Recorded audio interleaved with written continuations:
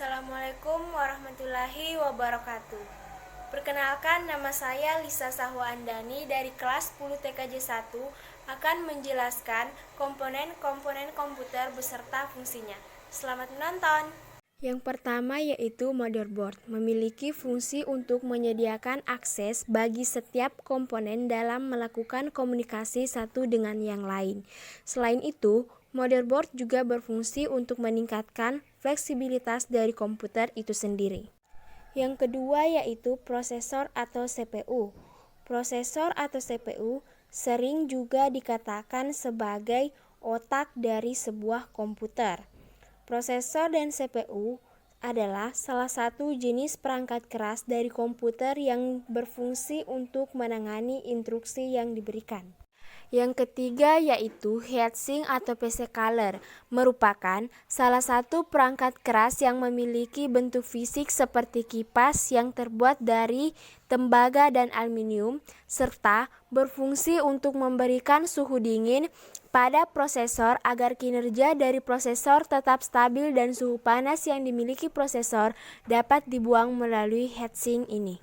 Yang keempat yaitu RAM. RAM berfungsi sebagai media penyimpanan, namun penyimpanan yang sementara dan hanya dapat diakses ketika komputer dinyalakan dan diacak. Yang kelima yaitu hard disk. Hard disk jauh berbeda dengan RAM yang hanya dapat menyimpan data atau instruksi selama komputer masih menyala. Dengan hard disk, maka Anda dapat menyimpan data seperti program, dokumen, gambar, audio atau video secara permanen dalam komputer Anda. Dengan RAM, Anda tidak perlu takut kehilangan data, karena hard disk memiliki kemampuan untuk mengembalikan data yang hilang. Yang keenam yaitu VGA card. VGA card merupakan suatu perangkat keras komputer yang digunakan untuk mengolah dan menerjemah output ke dalam monitor, dan memiliki fungsi utama dari VGA card yaitu mengubah sinyal digital yang dihasilkan oleh komputer menjadi tampilan grafik melalui monitor. Yang ketujuh adalah flash disk.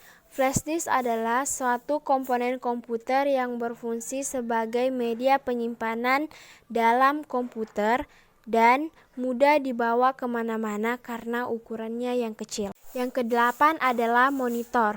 Monitor merupakan jenis perangkat keras yang berperan sebagai komponen keluaran atau output. Perangkat ini memiliki peranan yang sangat penting, sebab tanpa adanya monitor, maka perangkat komputer lainnya tidak dapat diamati secara langsung, kecuali dengan menggunakan perangkat output lainnya seperti proyektor.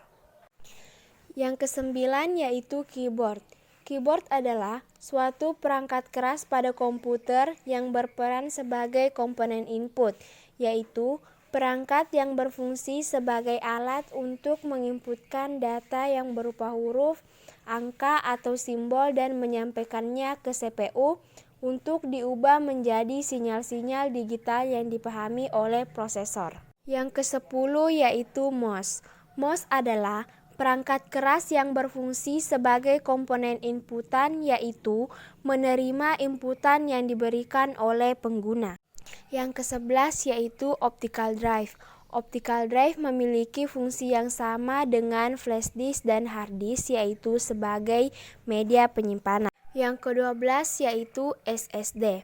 SSD merupakan singkatan dari solid state drive atau solid state disk, yaitu perangkat untuk menyimpan data dengan menggunakan serangkaian IC yang berperan sebagai memori untuk menyimpan data secara persisten.